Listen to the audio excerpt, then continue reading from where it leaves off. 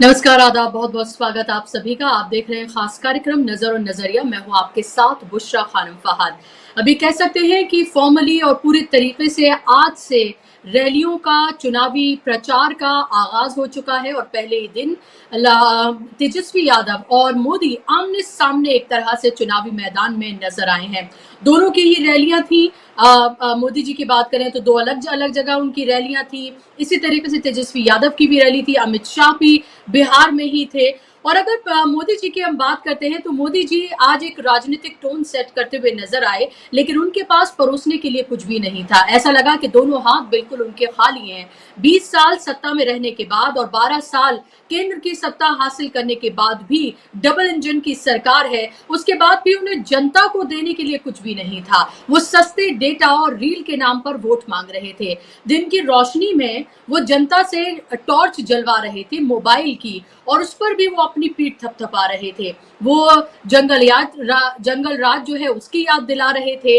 वो महागठबंधन को लठबंधन बता रहे थे। और उनके पास ये बताने के लिए कुछ भी नहीं था कि अगर उनकी सरकार फिर से आती है तो वो क्या कुछ करते हुए नजर आएंगे, वो युवाओं को क्या देंगे, वो रोजगार किस तरह से जनरेट करेंगे, बेरोजगारी किस तरह से खत्म करेंगे। ये सब तो उनके एजेंडे में है ही नहीं, आपको पता ही है। उनका तो सिर्फ एक ही एजेंडा है कि कैसे सांप्रदायिक ध्रुवीकरण किया जाए और उसके नाम पर वोट लिया जाए, या फिर विक्टिम कार्ड खेला जाए, या फिर आपको बेवकूफ बनाया जाए। यही तो इतने सालों से किया जा रहा है और आज भी लगभग वही करते हुए वो नजर आए। आज भी उनके पास परोसने के लिए कुछ भी नहीं था। और नीतीश कुमार, उनकी अगर हम बात करें तो वो एक साइड एक्टर की भूमिका में रह गए हैं। और साइड एक्टर भी वो जिसको सबसे कम रोल दिया जाता है। सिर्फ वो खड़े हुए ताली बजाता रहता है, या फिर वो तकता रहता है या ताकता रहता है। बिल्कुल उसी तरीके से नीतीश कुमार आज नजर आए। मोदी जी ने ये तो कहा कि नीतीश कुमार के नेतृत्व में चुनाव लड़ा जा रहा है, लेकिन उन्होंने ये नहीं कहा कि चुनाव जीतने के बाद नीतीश कुमार को ही मुख्यमंत्री बनाया जाएगा। तो नीतीश कुमार को तो बिल्कुल उनकी एक तरह से राजनीतिक जो कत्ल हम कह सकते हैं, उसकी पटकथा पूरी तरीके से भारतीय जनता पार्टी ने लिख दी है। और आज वो यही स्टेज से जो तस्वीरें आई वो लगभग यही बताती हुई नजर आई। मोदी जी युवाओं को लुभा रहे थे ये कहते हुए कि देखिए मैंने डेटा कितना फ्री कर दिया है। एक कप चाय की जो कीमत है उससे भी कम 1 GB डेटा जो है वो उसकी कीमत है। एक चाय वाले ने आपके लिए डेटा फ्री कर दिया है। अब मोदी जी से ये पूछा जाए कि क्या डेटा की बदौलत रोटी क्या घर में मिलती है, क्या थाली में खाना आता है, क्या बेरोजगारी दूर होती है, क्या रील बनाने को वो रोजगार से जोड़ रहे हैं, क्योंकि पकोड़ा तलने को तो रोजगार से जोड़ ही चुके हैं। तो आप वो कुछ भी है, मोदी है तो मुमकिन है, वो आप सुन ही रहे हैं। तमाम एक्टर जो है सामने आके आपको बता रहे हैं, और वही कुछ आज मोदी जी करते हुए भी नजर आए। कर्पूरी ठाकुर को वो याद कर रहे हैं। आप ये देखिए कि लगभग 50 के करीब कैंडिडेट्स हैं जिनको उन्होंने टिकट दिया है, जो कि सवर्ण हैं, जो कि अग्रणी जातियों से आते हैं, और बात वो पिछड़ी जातियों की कर रहे हैं, बात दलितों की कर रहे हैं। यानी कि 101 सीटों पर आप चुनाव लड़ रहे हैं। ये बताइए आपने इनमें से 101 में से कितने पिछड़ों को उनकी संख्या के हिसाब से आपने सीटें दी हैं। यहाँ पर बात आप कर्पूरी ठाकुर की कर रहे हैं, क्योंकि आपको ये पता है कि इन्हीं के सहारे आपको शायद सत्ता में कुछ कामयाबी आपको मिल जाए, लेकिन काट की हांडी बार बार नहीं चढ़ती है। ये कहावत तो आपने सुनी होगी, और यही बात बीजेपी के लिए सीधे तौर पर सही साबित होती हुई नजर आती है। वो महागठबंधन को लठबंधन तो बता रहे हैं, लेकिन वो खुद बताएं कि एनडीए में कितने लठ चलते हुए नजर आ रहे हैं। महागठबंधन में जो कुछ आपसी मनमुटाव था उसको दूर कर लिया गया है। वहां तो परिस्थितियां साफ कर दी गई हैं। वहां तो ये बता दिया गया है कि अगर महागठबंधन की सरकार आती है तो तेजस्वी यादव मुख्यमंत्री होंगे। वहां ये भी बता दिया गया है कि उप मुख्यमंत्री कौन होंगे। और आज तेजस्वी यादव से सवाल पूछे गए हैं। तेजस्वी यादव से सवाल पूछा गया है कि क्या एक ही उप मुख्यमंत्री होगा, क्योंकि लगातार जो मुस्लिम समाज के लोग हैं वो नाराज नजर आ रहे हैं। उनका ये कहना है कि 2.5% वाले, लगभग 2 से 2.5% है मल्ला जाति के लोग बिहार में, उनको तो आप मेन स्टेज देकर उप मुख्यमंत्री का चेहरा घोषित कर देते हैं, लेकिन 18% वाले मुसलमान जो कि बिहार में 18% हैं, उनके हाथ अभी भी खाली हैं। दलितों की बात करें तो उस समाज से अभी तक किसी का नाम डिक्लेयर नहीं किया गया है। इस तरह के तमाम सवाल पूछे जा रहे हैं। 14% जिनका वोट बैंक है, यानी कि यादव, उनका जो है मुख्यमंत्री है, और कैसे 50 के करीब सीटें जो है उनको वोट दी गई हैं। तो सवाल ये नहीं है कि सिर्फ इधर ही पूछा जा रहा है, सवाल तेजस्वी यादव से भी पूछा जा रहा है। तेजस्वी यादव ने कहा कि एक नहीं बल्कि 3 उप मुख्यमंत्री हो सकते हैं, एक का नाम डिक्लेयर कर दिया गया है और 2 और ये आशंका जताई जा रही है, उम्मीद जताई जा रही है, आशंका नहीं बेहतर लफ्ज होगा, उम्मीद जताई जा रही है कि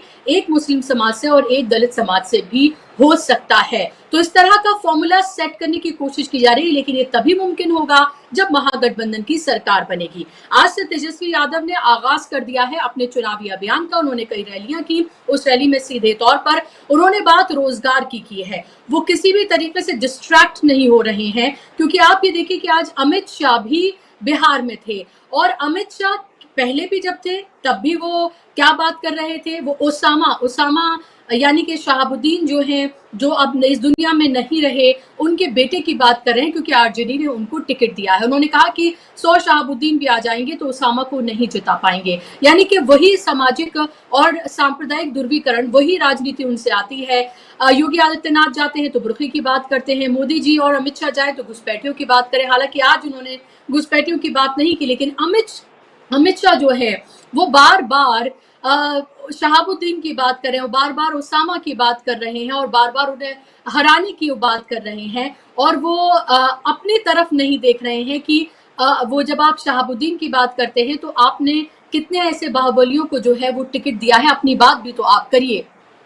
तो उनके पास सिर्फ एक एजेंडा है, सांप्रदायिक ध्रुवीकरण का। एक तरफ जहां मुस्लिम समाज, तेजस्वी यादव इन सबसे सवाल पूछ रहा है कि भाई हमें आप बख्शिश नहीं चाहिए बल्कि हक चाहिए, और हक आप हमें दीजिए, और उसको लेकर पूरी तरीके से क्रिटिसिज्म हो रहा है। और एक तरह से हम ये कह सकते हैं कि मसलेहतन सारी मुस्लिम जो पूरी पॉलिटिक्स है वो मसलेहतन एक तरह से फंस कर रह गई है कि मसलेहतन चुप हो जाइए, मसलेहतन अभी मत कहिए, मसलेहतन अभी वो मत करिए। और शायद उसी मसलेहतन तेजस्वी यादव ने शायद किसी मुस्लिम उप मुख्यमंत्री के नाम का ऐलान नहीं किया है। हालांकि आज जब उन्होंने अपनी चुनावी अभियान की शुरुआत की तो वो एक सोशल इंजीनियरिंग की एक पिक्चर उन्होंने जरूर उसमें दिखाई, जिसमें वो खुद थे, मुकेश सहनी थे, एक मुस्लिम थे, एक दलित थे। तो एक होलसम पिक्चर उन्होंने पेश की कि कैसे हम तमाम लोगों को लेकर आगे बढ़ रहे हैं। लेकिन ये सिर्फ एक पिक्चर का ऑप्टिक है या फिर सच में भागीदारी भी होगी, ये एक अहम सवाल है। लेकिन दूसरी तरफ अमित शाह क्या करते हुए नजर आ रहे हैं, वो देश के गृह मंत्री हैं, और वो कैसे समाज को, हालांकि उनका ये एजेंडा है, हम सबको कोई बहुत ताज्जुब नहीं होना चाहिए, इसी तरीके से वो समाज को बांटकर और सांप्रदायिक ध्रुवीकरण करके अब तक सत्ता हासिल करते रहे हैं। और उसके साथ साथ हमें ये नहीं भूलना चाहिए, जो विपक्ष लगातार इल्जाम लगाता रहा है कि चुनाव आयोग की भूमिका कितनी अहम इन तमाम मामलों में है, क्योंकि एसआईआर बिहार में किया गया है। आज इसी सब पर आज हम बात करेंगे, चर्चा करेंगे। मेरे साथ 2 खास मेहमान जुड़ गए हैं। स्क्रीन पर आप मेहमानों को ले आइए ताकि चर्चा का आगाज मैं करूं। मेरे साथ यूसुफ अंसारी साहब हैं, जो कि बिहार से ही ताल्लुक उनका है, लेकिन रहते फिलहाल वो एनसीआर में हैं। वरिष्ठ पत्रकार हैं, जाना माना चेहरा है। यूसुफ साहब, बहुत इस्तकबाल आपका कार्यक्रम में। मेरे साथ अरुण दीक्षित जी हैं, सीनियर जर्नलिस्ट हैं, जाना माना चेहरा है, दशकों का पत्रकारिता का उनका अनुभव है। अरुण जी, आपका भी बहुत स्वागत कार्यक्रम में। अरुण जी, आपके पास मैं आऊं इससे पहले यूसुफ साहब से एक क्विक कमेंट आज का मैं लेना चाहूंगी। यूसुफ साहब, आपने अमित शाह को भी सुना होगा, आपने मोदी जी को भी सुना, तेजस्वी यादव को भी आपने सुना होगा। क्या वाकई में बीजेपी के पास कुछ परोसने के लिए है? अगर एक प्रधानमंत्री देश का, अगर वो अभी भी जंगल राज की याद दिलाए, वो कहे कि क्या इस टॉर्च की रोशनी में लालटेन की रोशनी कोई मायने रखती है, अगर वो कर्पूरी ठाकुर उन्हें अचानक याद आ जाए, वो डेटा की बात करें और रील की बात करें और इस तरह से युवाओं को अपनी तरफ वो रिझाएं, तो परोसने के लिए तो उनके पास कुछ भी नहीं है, बताने के लिए कुछ भी नहीं है। वो 20 साल पहले की बात कर रहे हैं, 20 साल से तो आप हैं। आपके रिपोर्ट कार्ड का क्या है? क्या वाकई में बिहार की जनता उनको इतना ही मासूम या बेवकूफ वो समझते हैं कि वो जो कुछ कहेंगे वो उनकी बातों में आ जाएंगे?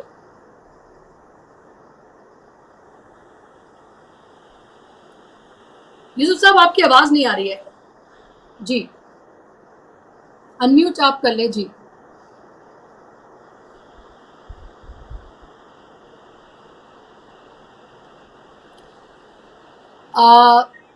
आई थिंक आप जी मैं बोलूं, आवाज आ रही है आपको? जी जी जी, अभी आ रही है आपके पास जी। तो देखिए, बिहार की जनता ने पिछले 4 बार से 2005 से लेके 2015 तक 3 चुनाव में लगातार वो मोदी जी को और मोदी और नीतीश कुमार की जोड़ी को मैंडेट दिया। बीच में एक बार 2015 में आप कह सकते हैं कि लालू यादव और नीतीश कुमार की जोड़ी ने चुनाव लड़ा था। तो ये कहना कि सब जनता के ऊपर सवाल उठाना तो मेरे ख्याल में गलत नहीं होगा। लेकिन आप बीजेपी की देखिए, बीजेपी क्या है, बीजेपी की सबसे खास बात क्या है, प्रधानमंत्री नरेंद्र मोदी और जो मौजूदा बीजेपी है, उससे एक सीखने वाली बात यह है बाकी पार्टियों के लिए कि वो जीत के लिए हर हथकंडा अपनाते हैं। वो कोई कसर बाकी नहीं छोड़ते, भले उनके पास व्यय वादे करने के चलिए कुछ नहीं हो। ये आपको भी लगता है, और प्रधानमंत्री के अगर आपका भाषण आप देखे गृह मंत्री तो उसमें लगेगा कि कुछ नहीं है, नया वादा कुछ नहीं है। लेकिन कल जब प्रधानमंत्री नमो ऐप पर अपने बूथ लेवल कार्यकर्ताओं से मुखातिब हो रहे थे तो उन्होंने बड़ी अच्छी बात कही। बोले कि चुनाव बंद कमरों में बैठ के नहीं जीते जाते हैं, पार्टी कार्यालयों में बैठ के नहीं जीते जाते हैं। बूथ कार्यकर्ताओं को संबोधन करना, उनके अंदर जोश भरना, सीधे संवाद करना उनसे, उन्हें कुछ दिशा निर्देश देना, ये एक बड़ी बात है। और चुनाव में सबसे महत्वपूर्ण है, पिछले 30 साल की पत्रकारिता का मैं आपको एक निचोड़ अगर मैं बताऊं, पूरी पॉलिटिकल पत्रकारिता मैंने शुरू से राजनीतिक पत्रकारिता की है, तो चुनाव का जो सारा खेल होता है, जी हार जीत का सारा दौर बाजार होता है, वो बूथ मैनेजमेंट का होता है। जो पार्टी अपने मतदाताओं को उनके घरों से निकालकर पोलिंग बूथ तक ले आती है, उनका वोट डलवा लेती है, वो जीत जाती है। जो इस काम में पिछड़ जाती है वो पार्टी हार जाती है। तो इस काम में इसमें कोई दो राय वाली बात नहीं है कि बीजेपी 24 आवर, सातों दिन और साल के 365 दिन चुनाव में जुटने वाली पार्टी बना दिया है मोदी और अमित शाह ने उसे। और कल जो प्रधानमंत्री ने बात कही, उसका खास बात 4-5 पॉइंट जो उन्होंने कहे अपने मतदाता, अपने बूथ लेवल कार्यकर्ताओं से, वो यही थे कि भाई आप मतदाताओं के बीच रहिए और जो नए वोटर्स हैं उन तक पहुंचिए, हमारी बात पहुंचाइए और उनको मतदान के लिए राजी कीजिए। तो ये सारे हथकंडे बीजेपी अपनाती है। दूसरी बात, जो बात हम कह सकते हैं कि वो 20 साल पुरानी बात याद दिला रहे हैं, बिल्कुल वो चूंकि एक स्टिग्मा है लालू यादव की सरकार पर, और उस जमाने में हालांकि उस वक्त के हालात कुछ और थे, कई मैसाकर्स बड़े हुआ करते थे उस जमाने में। अगर आप 90 के दशक की बात करें, 90 के दशक के आखिर में, और अटल बिहारी वाजपेयी प्रधानमंत्री थे तो लालू प्रसाद यादव की सरकार को बर्खास्त भी किया गया था। हालांकि पार्लियामेंट से वो पास नहीं हुआ तो उन्हें फिर रजिस्टर करना पड़ा। तो एक लंबी राजनीति है। तो बीजेपी की यूएसपी है कि वो इतिहास भी याद दिलाएगी आपको, वो पर्सनल अटैक भी करेगी, बदनाम भी करेगी, हिंदू मुसलमान भी करेगी, क्योंकि उसे लगता है कि साहब वोट लेने के लिए कोई भी ऐसा मुद्दा हम नहीं छोड़ेंगे जिससे हमें वोट मिल सकता है। तो ये बीजेपी की ताकत है। रही बात महागठबंधन की, तो जो कांग्रेस और आरजेडी और कांग्रेस और दूसरे दलों का महागठबंधन है, उसने कल एक सबसे बड़ी जो दांव है वो चला। कांग्रेस की तरफ से एक हिच था कि तेजस्वी यादव को हम मुख्यमंत्री पद का उम्मीदवार पहले घोषित करें या नहीं करें। लेकिन वो हिच टूटा जब अशोक गहलोत सीनियर कांग्रेस के नेता हैं और उन्होंने ऐलान किया कि भाई कांग्रेस आला कमान की तरफ से हम ऐलान करते हैं कि साहब तेजस्वी यादव ही हमारे मुख्यमंत्री पद के उम्मीदवार होंगे। और इसमें यह समझ में नहीं आ रहा था कि साहब कांग्रेस को हिच क्यों था, क्योंकि तेजस्वी के अलावा महागठबंधन में मुख्यमंत्री पद का कोई दूसरा उम्मीदवार है ही नहीं। तो उसे आप पहले घोषित करें या बाद में घोषित करें, इससे कोई फर्क पड़ने वाला नहीं, बल्कि ये फर्क पड़ने वाला था कि अगर पहले घोषित करें तो शायद उसका बेनिफिट को मिले। और जो ये बात हो रही है साहब, आपने मुकेश सहनी को मुख्यमंत्री बनाया, उनकी तो मांग ही ये थी। मुकेश सहनी की मांग शुरू से ये थी कि साहब मुझे उप मुख्यमंत्री बनाया जाए। वो इसीलिए नहीं बनाया गया, इसलिए एनडीए छोड़ा उन्होंने। और उनकी एक अहमियत इसलिए भी है कि जो बिहार के मुसलमानों को लेकर के जो राजनीति कल से शुरू हुई है कि साहब मुसलमानों को क्या मिला, मुसलमानों को क्या मिलना है। कोई भी सरकार अगर मुसलमानों के साथ इंसाफ करने की गारंटी देती है, उनकी हिफाजत की गारंटी देती है, उन्हें उनका हक दिलाने की गारंटी देती है, तो उनके लिए एनफ है आज की तारीख में। सत्ता में हिस्सेदारी टॉप लेवल पे तो मुसलमान भूल जाए, क्योंकि वो माहौल बदल चुका है। उप मुख्यमंत्री मुसलमान को एक बना भी दिया जाएगा तो उससे क्या फर्क पड़ेगा। इस देश में पहले अलग अलग राज्यों में, कश्मीर, जम्मू कश्मीर के अलावा कई राज्यों में मुस्लिम मुख्यमंत्री रह चुके हैं। सबसे पहले तो राजस्थान, जहां मुसलमानों की आबादी सिर्फ 9% है। मेरे ख्याल में 60 के दशक में ही बरकतुल्ला खान को कांग्रेस ने मुख्यमंत्री बना दिया था। उसके बाद मणिपुर में अलीमुद्दीन मुख्यमंत्री रहे 2 बार। पुडुचेरी छोटा सा स्टेट है, एमओएस फारूक 3 बार मुख्यमंत्री वहां के रहे। केरल में मोहम्मद कोया मुख्यमंत्री रहे, कांग्रेस ने समर्थन देकर मुख्यमंत्री बनाया था उनको। महाराष्ट्र जैसे स्टेट में जहां मुसलमानों की आबादी बहुत कम है, 9%, वहां भी AR अब्दुल्ला मुख्यमंत्री रहे 6 साल 6 महीने के लिए। और नहीं, 6 महीने से ज्यादा रहे, 6 महीने तो अनवरा तैमूर रही असम में। तो देखिए वो दौर एक अलग था। यहाँ ये वो पार्टी भी सवाल उठा रही है जिसने मुसलमानों को एक टिकट नहीं दिया, बीजेपी। उसके लोग भी कह रहे हैं साहब मुसलमानों को क्या मिला रहे, भाई आप अपनी तरफ से दीजिए। आप गुजरात में पिछले 30 साल से सत्ता में है, 1985 के बाद से लगातार बीजेपी जीत रही है, 95 के बाद से। तो क्या एक टिकट भी दिया मुसलमान को किसी बीजेपी ने? या बिहार में इतने दिन से बीजेपी NDA गठबंधन के साथ सत्ता में है, क्या एक टिकट भी दिया किसी मुसलमान को? आप बीजेपी लगातार पसमानदा मुसलमान की बात करते हैं, पसमानदा मुसलमान को आपने एक विधानसभा का टिकट दे दिया होता तो मानते कि आपको हमदर्दी है। दूसरों से आप क्या बात करेंगे? गठबंधन में कांग्रेस, जो भी मुसलमानों को टिकट मिले हैं वो या तो RJD ने दिए हैं या कांग्रेस ने दिए हैं, बाकी किसने दिया है? NDA में जो शामिल पार्टी जो अपने आपको सेकुलर कहती है, क्या जीतन राम मांझी की पार्टी ने कोई मुसलमान को टिकट दिया? क्या एक टिकट उसने दिया है? चिराग पासवान ने सिर्फ एक टिकट दिया है। तो ये दूसरी बात ये भी है कि मैं आपको 2005, हाँ, मैं JDU ने खुद 4 दिया है सिर्फ। मैं आपको 2005 की बात बताता हूं। 2005 में फरवरी में चुनाव हुए थे और हंग असेंबली थी। उस वक्त रामविलास पासवान जी की पार्टी, लोक जनशक्ति पार्टी, एक बड़ी ताकत के रूप में उभरी थी। उसके 29 विधायक जीते थे। नीतीश कुमार को मुख्यमंत्री बनाया गया लेकिन वो बहुमत साबित नहीं कर पाए और उन्हें फिर इस्तीफा देना पड़ा। बाद में कई 6 महीने असेंबली, मतलब विधानसभा कॉन्स्टिट्यूट नहीं हुई, तो कोई सरकार नहीं बन पाई। तो रामविलास पासवान ने एक फॉर्मूला दिया था कि भाई, उन्होंने नाम लिया था कि JDU के मुनाजिर हसानिक हैं, उनको मुख्यमंत्री बना दीजिए आप, हम सपोर्ट करेंगे। मुस्लिम मुख्यमंत्री की पहल की थी रामविलास पासवान ने। मालूम है उसका नतीजा क्या हुआ? अगली बार जब नवंबर 2005 में चुनाव हुए तो रामविलास पासवान की पार्टी 29 से खिसक कर 8 पे रह गई सिर्फ। क्योंकि ये एक साइकोलॉजी है। राजनीति में मुसलमान को विधायक MP तक ठीक है, लेकिन समाज जो है वो इतना ज्यादा वो किसी टॉप पोस्ट पे नहीं देखना चाहता है। एक बार मुलायम सिंह जी से हमने पूछा था कि आप आजम खान को उत्तर प्रदेश का मुख्यमंत्री बना दीजिए, आप केंद्र की राजनीति कीजिए। उन्होंने कहा जिस दिन आजम खान को अपने मुख्यमंत्री बना दिया, हमारे सारे यादव BJP में भाग जाएंगे। तो ये समझने की जरूरत है कि ये वक्त इस तरह, मुस्लिम समाज को भी इस बात को समझना चाहिए कि ये वक्त, आपने मसलहतन की बात की थी, अगर मुकेश सहनी को उप मुख्यमंत्री पद दिया जा रहा है, उसका ऐलान किया जा रहा है, तो इसलिए दिया जा रहा है कि मुकेश सहनी ने अपने समाज के लोगों के एकजुट किया है। उनकी एक पार्टी है, अपनी पार्टी के वो सदर है। वो पार्टी ने पिछले 2-3 चुनाव में बेहतर प्रदर्शन किया है। इन्होंने एक मिसाल कायम की है कि साहब उनकी जाति, उनके समाज के लोग, बल्ला समाज के लोग उनके साथ एकजुट है। क्या मुस्लिम समाज के लोग इस तरह से कोई एक्सपेरिमेंट कर पाए हैं? जितने लोगों ने एक्सपेरिमेंट करने की कोशिश की है वो सब नाकाम रहे हैं। एक असदुद्दीन ओवैसी जरूर है, लेकिन उनकी पार्टी पर कम्युनल पार्टी होने का दावा लगा है। सेकुलर राजनीति में कम्युनल पॉलिटिक्स नहीं हो सकती है। अगर आप बीजेपी का विरोध इसलिए करते हैं कि भाई बीजेपी कम्युनल पॉलिटिक्स करती है, तो क्या असदुद्दीन ओवैसी सेकुलर पॉलिटिक्स करते हैं? उनकी तो पार्टी का ही नाम है ऑल इंडिया मजलिस इत्तेहादुल मुस्लिमीन। तो किसी एक कम्युनिटी को एकजुट करके क्या संदेश आप देना चाहते हैं?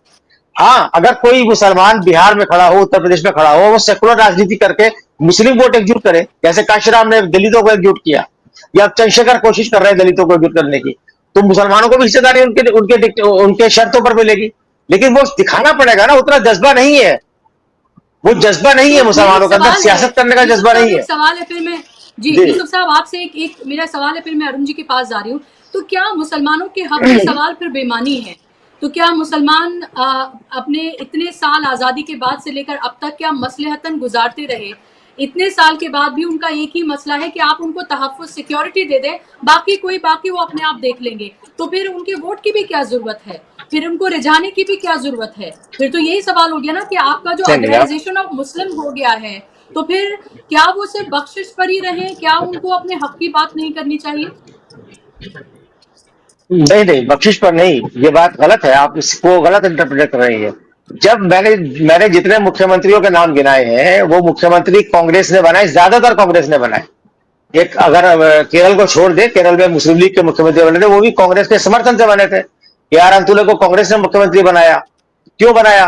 बरकतुल्ला खान को बनाया क्योंकि वो अपने, बरकतुल्ला खान या ए आर अंतुले, उन्होंने कोई कम्युनल पॉलिटिक्स नहीं की थी। वो कांग्रेस में रहते हुए एक सेकुलर पॉलिटिक्स करते हुए उन्होंने अपना कद इतना ऊंचा उठाया था कि उस समाज, दूसरे जो बहुसंख्यक समाज है, उन बहुसंख्यक समाज ने भी उनके नेतृत्व को कबूल किया था।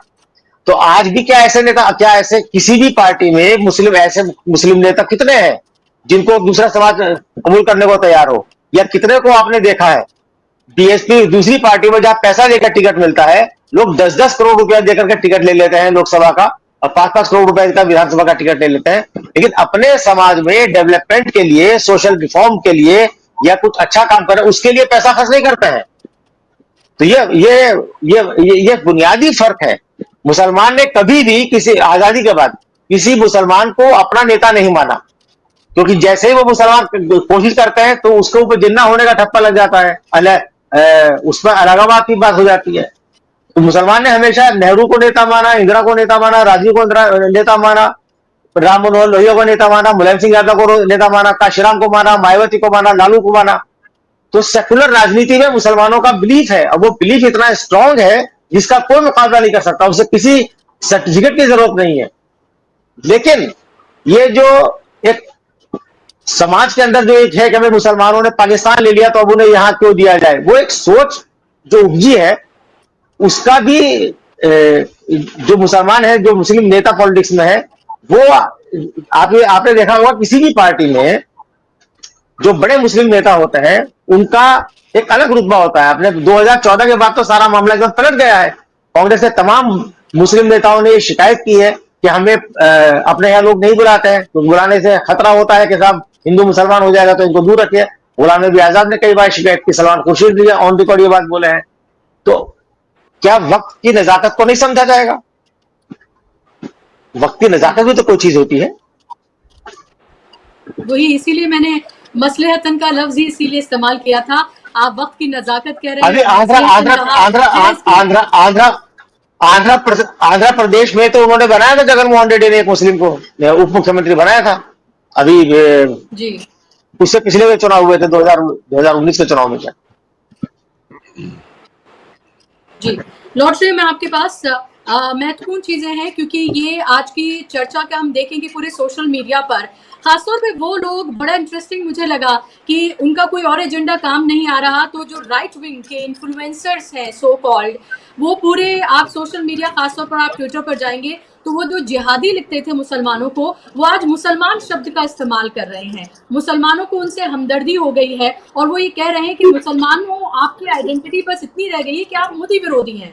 आपको इससे बाहर निकलना चाहिए, और आपको ये देखना चाहिए कि सो कॉल्ड जो सेक्युलर पार्टियां हैं जो आपके वोट लेती हैं, वो आपके साथ क्या कर रही है, वो आपसे सिर्फ दरी बिछवा रही हैं। ये बात कौन कह रहा है? ये राइट विंग इन्फ्लुएंसर्स कह रहे हैं। उनसे ये पूछा जाना चाहिए कि कितने एमपी हैं बीजेपी के, और कितने मिनिस्टर्स हैं, और कितने विधायकों को, ये कैंडिडेट्स को उन्होंने टिकट दिया है।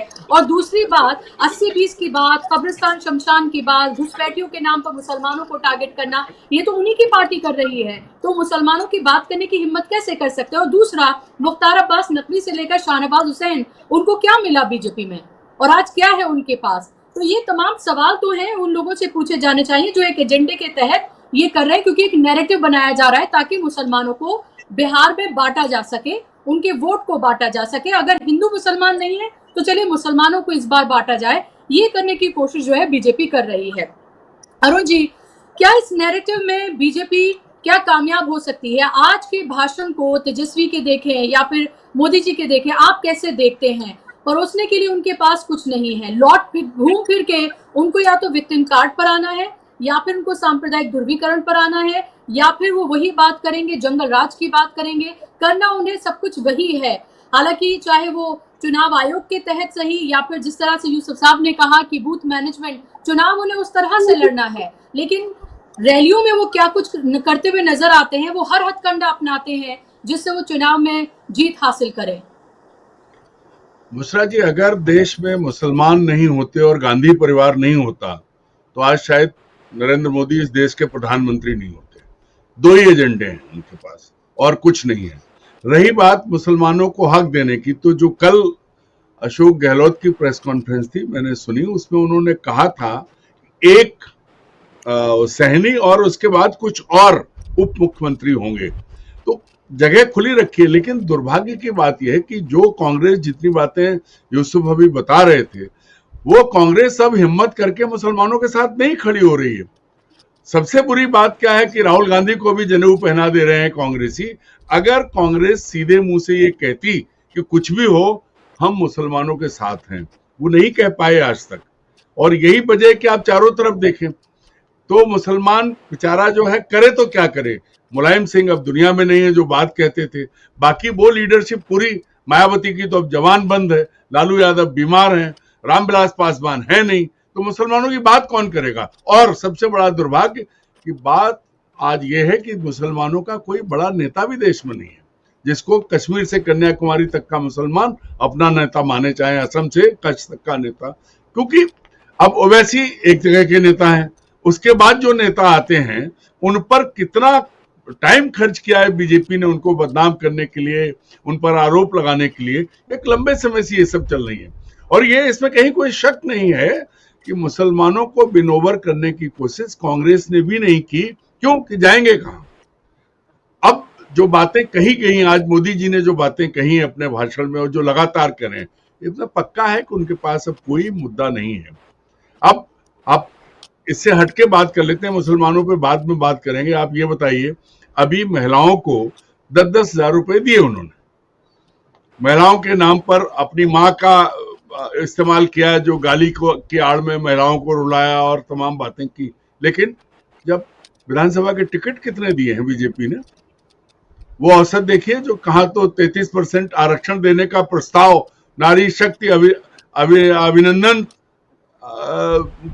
विधेयक लाए थे, और अभी तो क्या चुनाव में, मतलब यहाँ जरूरत नहीं है क्या, नहीं वोट दे रहे हैं, मतलब कैंडिडेट नहीं बना रहे हैं, उन पर भरोसा नहीं कर रहे हैं। तो बीजेपी का मूल जो सिद्धांत है, देखिए अटल जी की बीजेपी और थी और मोदी जी की बीजेपी और है। अटल जी की बीजेपी ने एक वोट के लिए अगर वो गिरधर गोमांग को रोक देते, वोट नहीं डालने देते, तो सरकार नहीं गिरती 13 महीने की। मूल बात यह है कि वो सिद्धांतों पर चलते थे, इनके लिए कोई सिद्धांत नहीं है। यहाँ चोर आपके साथ है तो बहुत बड़ा चोर है, लेकिन वो चोर उनके डकैत उनके साथ चला जाए तो सन्यासी साधु हो जाता है। आप 70,000 का 94,000 करोड़ के भ्रष्टाचार के आरोपी, मोदी ने कही थी, मैं नहीं कह रहा हूं। अजित पवार आज अगर बीजेपी के साथ हैं तो वो बहुत अच्छे व्यक्ति हैं।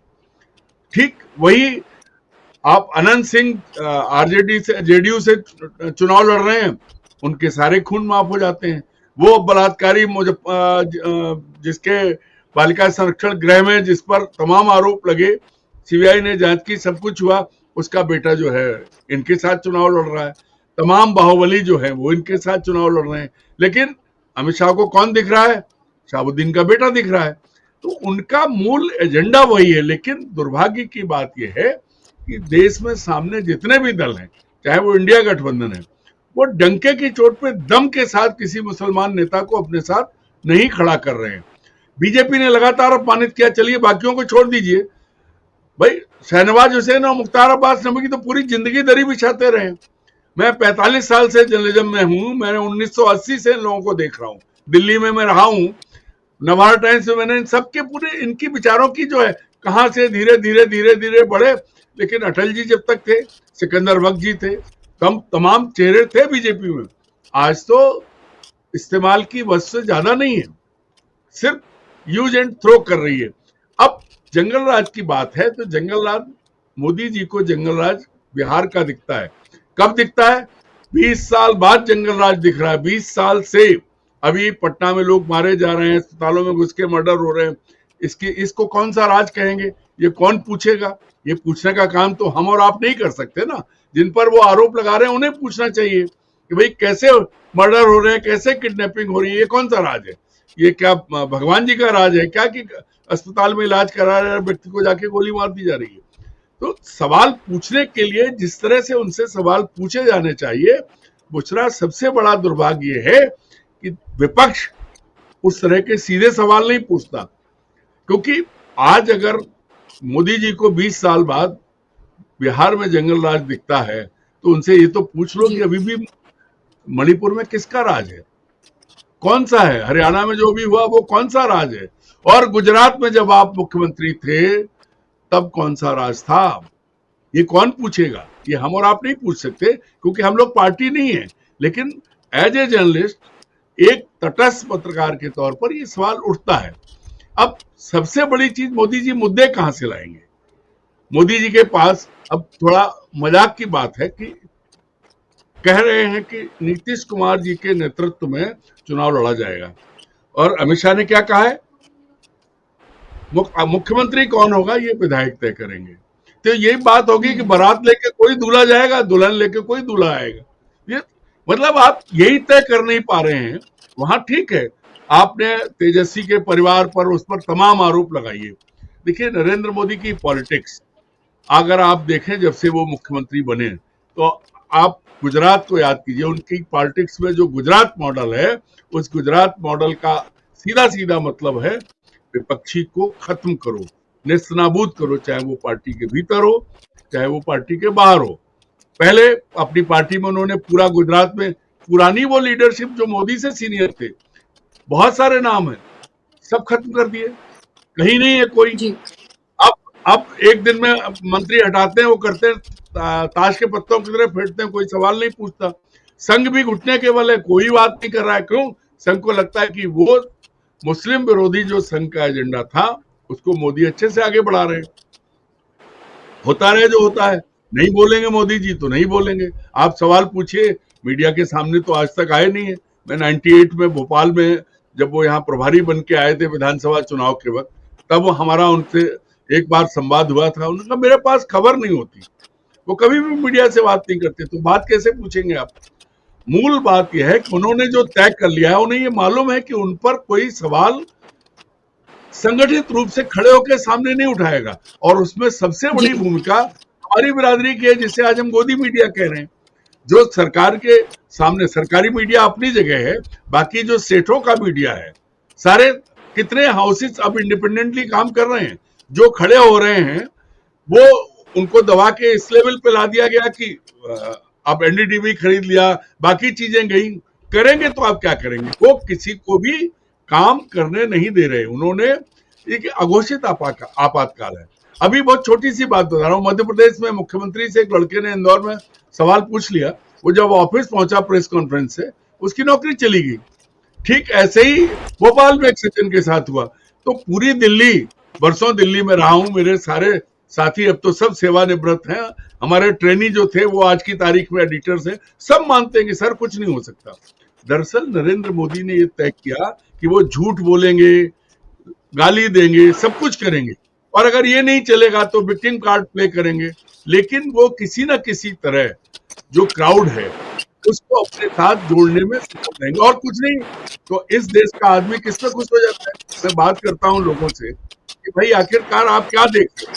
भाजपा के लोगों से बात हो रही है, भी मध्य प्रदेश में संगठन बना है, प्रदेश यूनिट उनकी रियलाइज की गई है, उसमें ऐसे लोग आए जिनकी कोई पहचान नहीं थी।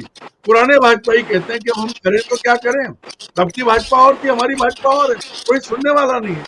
और आज साम दाम दंड भेद, ये जब ओपनली प्रधानमंत्री लेके चल रहे हैं, देश का प्रधानमंत्री कपड़ों से मुसलमानों को पहचानता है, उनके योगी आदित्यनाथ बुर्का लेके जाते हैं बिहार, सब चीजें वही हैं। दुर्भाग्य क्या है कि कोई भी खड़े होके मंच से, मेरी नजर में से तो कोई ऐसा बयान इंडिया गठबंधन के नेताओं का नहीं गुजरा जो ये कहें कि मुसलमानों निश्चिंत रहो, हम तुम्हारे साथ हैं। ये जो चीज है, सेकुलर शब्द अब बेमानी हो गया है, क्योंकि अगर दौड़ के राहुल गांधी मंदिर जाएंगे तो कैसे यकीन कौन करेगा? पर दुर्भाग्य की बात यह है कि मुसलमानों के पास कोई विकल्प भी नहीं है, क्योंकि अपने बूते पर वो राजनीति कर नहीं सकते। और मैं ये डंके की चोट पे कहता हूं कि पुरानी बात और थी, आज मुस्लिम लीडरशिप जब चाहती, जहां चाहती, समझौते करती है, चाहे किसी दल के हो, या इंडिपेंडेंट जो ताकतवर बने। क्यों ये बात ओवैसी पे आरोप लगता है कि ओवैसी वोट कटवा बन गए और वो सिर्फ मोदी को सपोर्ट कर रहे हैं, चाहे यूपी की बात हो, चाहे बिहार की बात हो। तो ये सारी चीजें मिला के जब हम देखेंगे, तब हमको ये समझ में आएगा कि हम एक बहुत बड़े, भारत का लोकतंत्र एक बहुत बड़े षड्यंत्र का शिकार है। इसमें जो विभाजनकारी ताकतें हैं, उन्होंने इतनी गहरी जड़ें बना ली है, जो 20 से 25 करोड़ मुसलमानों को एक तरफा कर दिया गया है, उनकी कोई हैसियत नहीं है। वही बात जो बात यूसुफ ने कही थी, सहनी हुक्मरानों के नेता हैं, कितने परसेंट वोट है, उनको तो अशोक गहलोत ले आए, लेकिन वो बारी का नाम नहीं ले पाए कि बारी भी हमारे डिप्टी सीएम होंगे। क्यों नहीं इतनी हिम्मत हो रही है? सबसे बड़ी चीज ये है बुशरा जी, देखिए कोई मुद्दा मोदी के पास नहीं है मुसलमानों के अलावा, कोई मुद्दा नहीं है। जो लालू पर जो आरोप लगे हैं, उन आरोपों के अलावा कोई बात नहीं कर रहे हैं। अब देखिए टाइमिंग देखिए कि अभी किसी एक की सुनवाई इसी अक्टूबर में होनी है, कोई और केस लग गया है। जब वो सारी चीजें, सारी एजेंसियां उनके साथ हैं। अरुण जी, एक सवाल जो मैं आपसे पूछना चाह रही थी वो ये कि ये बताया जा रहा है कि राहुल गांधी जल्द ही कैंपेन की शुरुआत वहां पर करेंगे। 28 तारीख वो तारीख बताई जा रही है, शायद छठ के आसपास या छठ के बाद। क्या आपको लग रहा है कि जो जोड़ी तेजस्वी राहुल की जब वोट अधिकार यात्रा निकली थी तब हमने देखा था कि एक बड़ा मोमेंटम खड़ा हुआ था, लाखों की तादाद में युवा उनसे जुड़े थे और साफ तौर पर बीजेपी नर्वस थी, उनको ये लग रहा था कि अगर ये वोट में बदल गया तो फिर क्या उनका होगा। फिर बीच में हमने देखा कि मोमेंटम थोड़ा टूटा, लेकिन कल से फिर हम कह रहे हैं कि मोमेंटम फिर से महागठबंधन अपना बनाने में कामयाब रहा। एक तरह से उसने लीड ले ली है इन तमाम चीजों में और वो एक तरह से जुड़ा हुआ जो है वो नजर आ रहा है। आपके पास मैं लौटू अरुण जी, यूसुफ साहब की लाइट न चली जाए इससे पहले मैं उनके पास एक बार फिर से चली जाऊं। जी, मैं आपके पास लौट रही हूँ। यूसुफ साहब, सवाल मैं ये पूछ रही थी जी अरुण जी से भी, वही मैं आपसे पूछना चाह रही हूँ कि राहुल गांधी जब मैदान में उतरेंगे और ये कहा जा रहा है कि 28 के आसपास या फिर छठ के बाद, जो युवा की जोड़ी, दोनों युवाओं की जोड़ी जो हमने देखा था कि वोट अधिकार यात्रा में कमाल उन्होंने दिखाया था, जो उम्मीद नहीं लग रही थी कि इतनी बड़ी तादाद में वोट चोरी के नाम पर लोग इकट्ठा होंगे, क्या हम वही मोमेंटम बनता देखेंगे? क्या कल से फिर से वो महागठबंधन का मोमेंटम आपने वापस आता हुआ देखा है? क्या आप कह सकते हैं कि लीड लेता हुआ नजर आ रहा है? लोगों को एक जो घटा थी वो छटी है, जो भी वोटर उनको वोट करना चाहता है, और आज तेजस्वी ने उसकी शुरुआत भी कर दी और मोदी और तेजस्वी एक तरह से हम कह सकते हैं कि आमने सामने आज नजर आए। ये बात तो सही है, जब राहुल गांधी मैदान में उतरेंगे और तेजस्वी के उनके साथ होंगे तो महागठबंधन को ताकत मिलेगी, उनके कार्यकर्ताओं में जोश आएगा। लेकिन सवाल यह है कि राहुल गांधी इंतजार किस बात का कर रहे हैं? भाई छठ तो हर साल आती है, मनाते हैं, आपको तो राजनीति करनी है। राहुल गांधी की सबसे बड़ी प्रॉब्लम यही है कि उनके अंदर जो कंसिस्टेंसी होनी चाहिए, चुनाव जीतने का जो जुनून दिखना चाहिए, वो जुनून कांग्रेस में और कांग्रेस के नेताओं में नहीं दिखता है। यही वजह है कि हर चुनाव के बाद कांग्रेस को कहना पड़ता है कि भाई हम हार के कारणों की जांच करेंगे। हालांकि हार के कारणों की जांच कभी हो नहीं पाती है, होती भी है तो कम से कम उसकी सूचना पब्लिक को नहीं दी जाती कि उसके क्या हमने मंथन किया, क्या वजह निकली और क्या किस वजह से हम लोग हारे। तो जो वोटर अधिकार यात्रा के दौरान राहुल गांधी ने एक समा बांधा था और ऐसा लगा था कि शायद बाजी पलट जाएगी, तो उससे कांग्रेस के कार्यकर्ताओं को भी का मनोबल बढ़ा, आरजेडी के कार्यकर्ताओं का भी मनोबल बढ़ा और बिहार के चुनाव में लगा कि हाँ, कांग्रेस और आरजेडी दोनों के साथ चुनाव मैदान में उतर रहे हैं, जीतने के लिए उतर रहे हैं। कल जब कांग्रेस की तरफ से ये साफ कर दिया गया कि भाई तेजस्वी यादव ही हमारे मुख्यमंत्री पद के उम्मीदवार होंगे, तो जो सस्पेंस बना हुआ था वो दूर गया।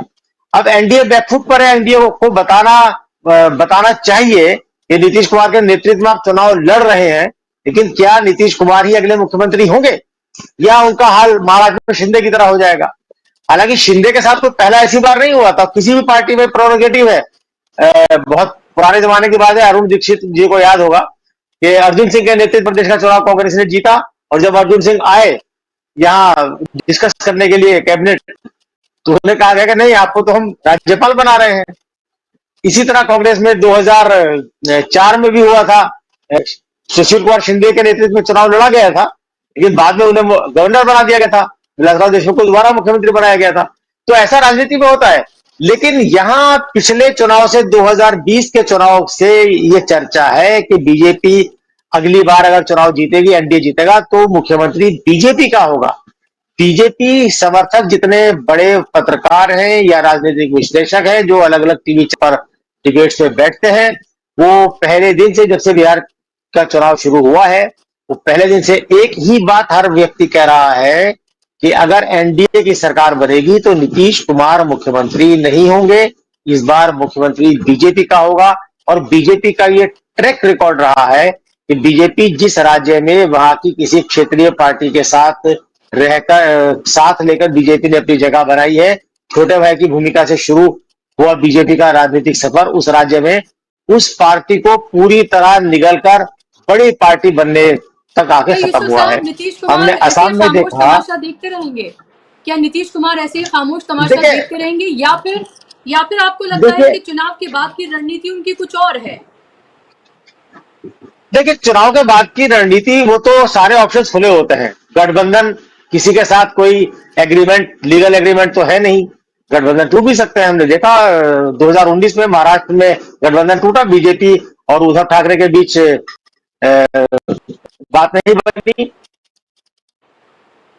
अमित शाह भी से मुकर रही है, मुझे मुख्यमंत्री मुझे बनना था, नहीं बना और उन्होंने गठबंधन किया। या आप देखिए 2015 में बीजेपी का साथ छोड़ के लालू के साथ चुनाव लड़े थे, लेकिन बाद में लालू प्रसाद यादव का साथ छोड़ करके वो फिर बीजेपी में 2020 का चुनाव उन्होंने बीजेपी के साथ मिलकर लड़ा, लेकिन बाद में उन्होंने 22 में बीजेपी का साथ छोड़ के फिर उन्होंने लालू यादव का साथ पकड़ा और फिर वो बीजेपी चले गए। तो चुनाव के बाद क्या सिनेरियो होगा ये कह नहीं सकते हैं, बिल्कुल नहीं कह सकते हैं। अगर नीतीश कुमार को बीजेपी मुख्यमंत्री नहीं बनाएगी तो नीतीश कुमार पलट भी सकते हैं, इसकी कोई गारंटी तो नहीं। उन्होंने कोई ऐसा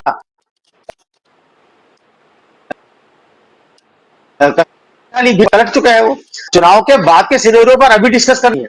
अभी तो सिर्फ ये डिस्कस करना है कि बीजेपी के अंदर क्या चल रहा है। बीजेपी की बड़ी इच्छा है तो कश्मीर तक में अपना मुख्यमंत्री बनना चाहती है। बीजेपी तो चाहती है कि साथ देश में बीजेपी के अलावा कोई दूसरी पार्टी हो ही नहीं, सिर्फ अकेले बीजेपी चुनाव लड़े, उसी को वोट मिले और सब एक सिंगल पार्टी सिस्टम बीजेपी चाहती है। तो अगर बीजेपी से जुड़े हुए तमाम राजनीतिक विश्लेषक, तमाम वरिष्ठ पत्रकार पहले दिन से यह बात कह रहे हैं कि इस बार मुख्यमंत्री बीजेपी का बनेगा तो उसका कुछ तो आधार होगा। उन्हें कहीं से तो फीडबैक दिया गया होगा, उन्हें कोई कहीं से तो कोई लाइन टो कर रहे होंगे।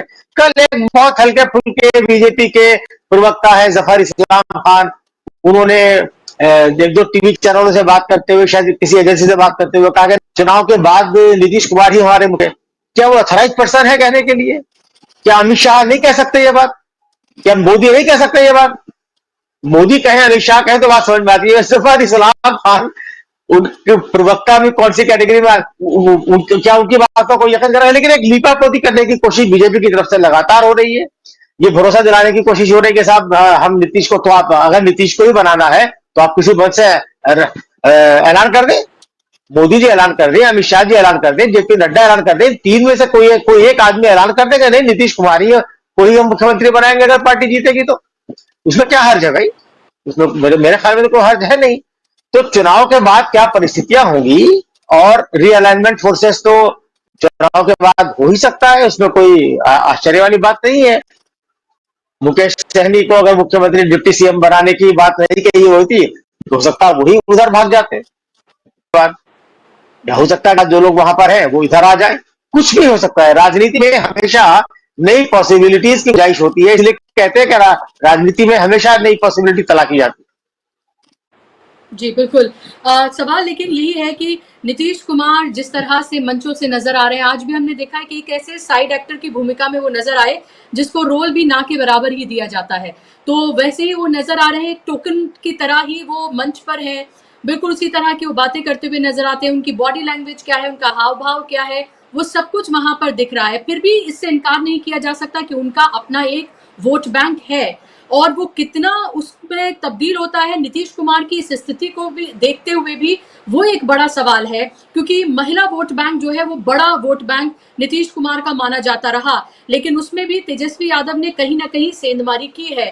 तेजस्वी यादव ने कहीं ना कहीं जो 24 महिलाओं को जो उन्होंने टिकट दिया है, वो नंबर 1 पार्टी बन गई है ऐसा करने के बाद, क्योंकि इससे ज्यादा टिकट किसी और पार्टी ने नहीं दिए हैं। और इसके अलावा जो उन्होंने दीदियों की जो उन्होंने बात की और 30,000 रुपए उनको देने की बात की, 2,000 रुपए अतिरिक्त भत्ता, ऋण फ्री करने की उन्होंने बात की, और इसके अलावा और भी उन्होंने बातें जो कही हैं, उससे कहीं ना कहीं ये कह सकते हैं कि एक एज मिली है। लेकिन कितना ये तमाम चीजें, योजनाएं वो जनता तक, उन महिलाओं तक पहुंचाने में कामयाब रहते हैं, किस तरह के तंत्र का वो इस्तेमाल करते हैं, ये एक बड़ा सवाल है। लेकिन सवाल अरुण जी आपसे मेरा संक्षेप में कि ये क्या आपको ये लग रहा है कि बार बार अलग अलग विश्लेषक ये बात कहते रहे हैं, हालांकि नीतीश कुमार को क्या अभी भी सेक्युलर उसी तरह से माना जाए, वो बीजेपी के साथ है, वक्फ जैसे कानून पर वो खामोश रहे, उस तरह से उन्होंने अपने लब नहीं खोले, 11 से 4 कैंडिडेट उन्होंने कर दिए मुसलमान।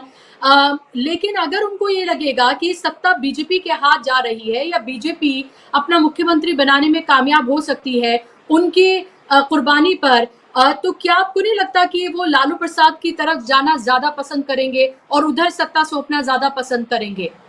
या आपको लग रहा है कि कुछ लोगों का कहना है कि अभी भी टॉकिंग टर्म्स में है लालू प्रसाद यादव और नीतीश कुमार, और इसीलिए कल हमने देखा कि तेजस्वी यादव ने कहा कि अन्याय हो रहा है नीतीश कुमार के साथ, इस शब्द का इस्तेमाल उन्होंने किया, और बीजेपी उनके साथ अन्याय कर रही है।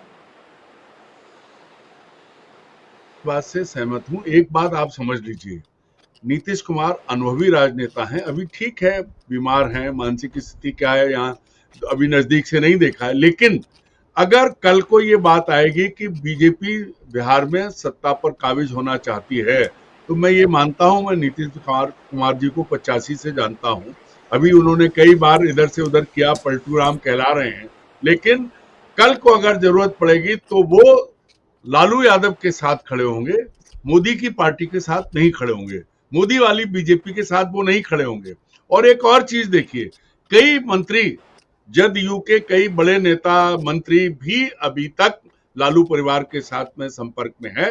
दूसरी बात, जो बात हो रही थी तेजस्वी की, तेजस्वी ने कभी भी अभी तक उनके बयान में सुनता रहा हूं, कोई खराब बात, डेरोगेटरी वर्ड्स का इस्तेमाल नहीं किया है। वो चाचा ही कहते हैं, और चाचा की हालत खराब है, चाचा का अपमान हो रहा है, ये मुद्दा कम उम्र के तेजस्वी बढ़िया पॉलिटिकल समझ दिखा रहे हैं। उन्होंने जो शुरुआत की है, अगर अगले अब चुनाव के लिए समय कितना है, 11 तारीख को दूसरे राउंड का है, 9 तारीख को चुनाव प्रचार खत्म हो जाएगा, 14-15 दिन बहुत मुश्किल है, उनमें छठ भी है, तो ऐसे में अगर कोई टेम्पो बनता है चुनाव का, मोमेंटम गेन करता है, तो उसमें एक मुद्दा नीतीश कुमार का सम्मान भी हो सकता है, इंडिया गठबंधन इसकी बात कर सकता है, क्योंकि ये बहुत बड़ा मुद्दा वहां देख रहे हैं लोग। नीतीश को कोई पूछ नहीं रहा है, भाई कैसे अमित शाह ने कह दिया, पहले केशव मौर्य गए थे तो वो कह के आए कि नहीं नहीं नीतीश कुमार हमारे नेता है, तो अभी तक आपने यही तय नहीं किया है। दरअसल बीजेपी ये देख रही है कि चुनाव नतीजे क्या आते हैं। आप एक बात समझिए, पूरी धन बल, बाहुबल, हर तरह का बल बीजेपी के पास है। मतलब अमित शाह भी पिछले 4 दिन से बैठे वहां क्या कर रहे हैं, थैलियां खुली हुई हैं, हर चीज पर उनका कंट्रोल है। कहीं से नए नए नैरेटिव गठित करवा रहे, वो उनको बनवा रहे हैं, चाहे आज मुसलमानों को लेकर के जो हिंदू या राइट विंग के जो लोग कह रहे हैं, वो क्यों कह रहे हैं, ये नए नैरेटिव है। सवाल ये है कि आप अगर एक सबसे घटिया आदमी के सामने खड़े हैं, तब आपका होगा क्या, कौन सी मर्यादा का आप पालन करेंगे, क्योंकि सामने वाला, वो अरविंद केजरीवाल कहते थे कि कीचड़ में जो बैठा है उससे लड़ने के लिए आपको कीचड़ में उतरना पड़ेगा। तो अमित शाह और नरेंद्र मोदी जिस लेवल की पॉलिटिक्स कर रहे हैं, उसके लिए अभी भी चाहे कोई भी कुछ कहे, बहुत नीचे जाना पड़ेगा। और इतना पक्का है कि अगर कल ये बात आएगी कि लालू यादव का साथ दें या बीजेपी की बी टीम बने, तो नीतीश कुमार अभी भी वो लालू के साथ पले बड़े हुए हैं, पुराने साथी हैं, वो इनके साथ जाना पसंद करेंगे। क्यों? उन्होंने सबका हश्र देखा है, उन्होंने सारी, देखिए उद्धव की पार्टी तोड़ दी, कांग्रेस को खरीदते रहे, कोई बात नहीं है, बाकी सारे दल तोड़े हैं, कहां छोड़ा है उन्होंने। और ये मान के चलिए आपकी बिहार की जो जनता है वो भी यही चाहेगी, जो नीतीश का सपोर्टर है, कोयरी कुर्मी उनके लिए लालू यादव ज्यादा नजदीक हैं, राय साहब और क्या नाम प्रसाद साहब उनके नजदीक नहीं है। लड़ाई तो बिहार में अगले पिछले की हुई है, दलित, महादलित, सवर्ण, अब ये इनके गठबंधन के टिकट का देखिए आप। तो ये पक्का है कि नीतीश अगर कमजोर पड़े तो वो मोदी के चहेते को मुख्यमंत्री नहीं बनाएंगे, वो वापस लालू की तरफ आएंगे, और इसमें किसी को संदेह भी नहीं होना चाहिए। एक और बात जो आपने कही थी, वो बात पहले पहुंच गया कि राहुल बीच में नहीं आए, अब छठ के बाद आएंगे, उससे क्या होगा। मैं आपको कहता हूं कि राहुल ने जो टेम्पो बनाया था, तेजस्वी और राहुल बीच में गायब हुए, उसके दौरान क्या हुआ, उस दौरान टिकटों का बंटवारा हुआ, उस दौरान सीटों का बंटवारा हुआ, उस दौरान कांग्रेस के नेताओं ने जिन पर राहुल ने भरोसा दिखाया था, उन्होंने बिहार में जो गड़बड़ी की है उसका खामियाजा अब राहुल भुगतेंगे। राहुल ने जितने ऊंचे पर कैंपेन को पहुंचा दिया था वो उतना ही गड्ढे में चला गया। क्यों? क्योंकि कृष्णा अल्लावरू के नाम पर बिहार के कांग्रेसी रोए के हमारे टिकट बेच दिए। ऐसे ऐसे लोगों के घर कांग्रेस के टिकट पहुंच गए जिनकी जहां मतलब अमेजन की डिलीवरी की तरह कांग्रेस के टिकट पहुंचाए। पीछे दीनदयाल उपाध्याय और श्यामा प्रसाद मुखर्जी की तस्वीरें लगी, उस आदमी को टिकट कांग्रेस का दिया जा रहा है। दूसरी बड़ी चीज ये है कि कांग्रेस के लिए सीटें जो दी गई हैं उन सीटों में 61 सीटों में या 60 सीटों में 40 वो सीटें हैं जहां 3-3 चुनाव ना इंडिया गठबंधन में कोई जीता, ना आरजेडी जीता है, ना कांग्रेस। तो ये चीजें कौन देखता? जब गठबंधन आपका बना था और आपको मोमेंटम को कायम रखना था तो आपको वहां निगरानी रखनी थी अपने लोगों पे, जमीन पे और उन मुद्दों पे। अब क्या है, अमित शाह जी पहुंच गए। अमित शाह की तारीफ क्या है, हम यहाँ बात नहीं करें उस पर, लेकिन उन्होंने चौतरफा घेरा है। जो आरोप लग रहे हैं कि प्रधानमंत्री के पास अगर कोई मुद्दा होता तो आज वो जंगल लालटेन की बात नहीं करते। लेकिन कमजोर कहाँ हुई कांग्रेस? आरजेडी कमजोर नहीं, उन्होंने अपने टिकट सही ढंग से बांटे हैं, लेकिन कमजोर कांग्रेस को कांग्रेसियों ने किया और उनके साथियों ने किया।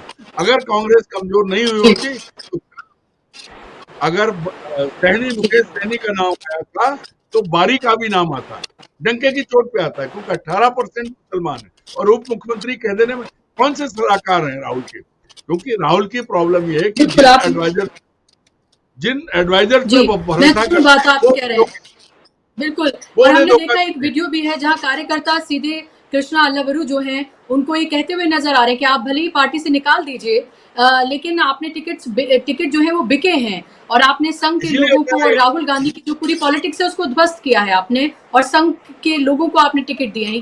ये वीडियो वायरल है जी, इसीलिए हटाया कल उनका कल कांग्रेस ने उनसे जो ताकत वापस ले ली, इसीलिए लिए। दोनों लोगों का यही है और सच्चा चीजें आई हैं।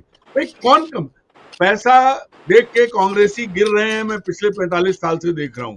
पूरा उत्तर प्रदेश में कांग्रेस का पतन वीर बहादुर सिंह के समय से और नारायण दत्त तिवारी की सरकार गिरने के बाद जितने कांग्रेसी थे, जो आप आज कोई बीजेपी में है, कहीं है, जिन्होंने बीच बीच में जो खेल किए, सारी राजनीति। दरअसल समस्या ये है कि कांग्रेस के नेता ही कांग्रेस को धोखा देते हैं, किसी राज्य में आप देखिए। और राहुल गांधी आज इतनी मार पड़ने के बाद भी अपनी टीम को वो मजबूत नहीं कर पा रहे। बहुत बड़ा उनके साथ धोखा उनके लोगों ने किया है, और अगर वो बने रहते मौके पे ये स्थिति नहीं आती। सामने रहने पर जो फर्क पड़ता है, देखिए लालू यादव की तबीयत ठीक नहीं है, बहुत फिट नहीं है वो, और जो बात लालू कर सकते थे वो तेजस्वी नहीं कर सकते। कांग्रेस के अगर इंपॉर्टेंट और बड़े नेता होते, अब अगर आपने अशोक गहलोत को भेजा, पहले भेजते, पहले ये बात कर रहे होते तो ये स्थिति नहीं बनती। महत्वपूर्ण बात आपने कही अरुण जी, और जी वक्त की कमी है इसलिए मैं माफ कीजिएगा आपको रोक रही हूँ। जी जी नहीं, एक लाइन पे कह रहा हूँ, समय बहुत कम बचा है, समय बहुत कम बचा है। अगर राहुल अभी भी छठ का इंतजार ना करें, किसी का ना करें और जाए वहां, तो तस्वीर बदल सकती है, बहुत कुछ फिर वापस पाया जा सकता है, अन्यथा नुकसान हो चुका है। जी 30 सेकंड पे यूसुफ साहब लास्ट कमेंट, एक सवाल जो मेरे जहन में था, बहुत 30 सेकंड क्योंकि वक्त की बहुत कमी है, कि आपको नहीं लग रहा राहुल गांधी ने डैमेज कंट्रोल तो किया, चाहे जेएमएम जो लड़ने जा रही थी चुनाव उसने अपने वापस लिया, या फिर जिस तरह से अशोक गहलोत को उन्होंने वहां पर भेजा और फिर तेजस्वी के नाम का ऐलान किया गया, या फिर मुकेश सहनी के नाम का ऐलान किया गया, आपको नहीं लग रहा कि डैमेज कंट्रोल ये भी राहुल गांधी के इंटरवेंशन से ही हुआ है और ये डैमेज कंट्रोल कर लिया गया है? क्या आपको नहीं लग रहा? 30 सेकेंड यूसुफ साहब।